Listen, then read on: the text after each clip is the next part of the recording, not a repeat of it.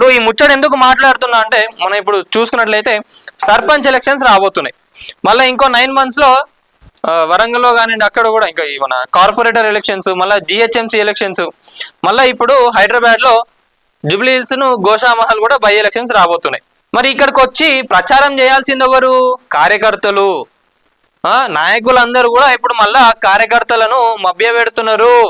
అగో మన టైం వచ్చింది, రండి ప్రచారాలకు రండి అని చెప్పి కార్యకర్తలందరినీ కూడా పిలుస్తున్నారు. మరి ఏ కార్యకర్తకైనా ఈ రోజు వరకు న్యాయం జరిగిందా? కమిటీలు వేసినారా? గ్రామ కమిటీలు ఒక్క పార్టీ కన్నా ఉన్నాయి అసలు? మరి 10 సంవత్సరాలుగా బీఆర్ఎస్ కూడా పాలన సాగించింది.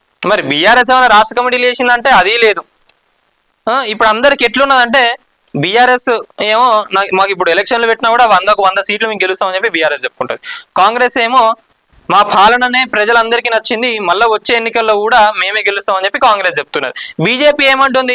10 సంవత్సరాలు బీఆర్ఎస్కి ఇచ్చిండ్రు, 5 సంవత్సరాలు కాంగ్రెస్ చేస్తున్నది. ఇప్పుడు మళ్ళీ వచ్చే 5 సంవత్సరాలు ఏదైతే ఉందో మాకు ఇవ్వండి, మేము కూడా పాలన చేసి చూపిస్తామని చెప్పి ఇట్లా పార్టీలో ఉన్న నాయకులు అందరూ చెప్తున్నారు. మరి కార్యకర్తల సంగతి ఏంది?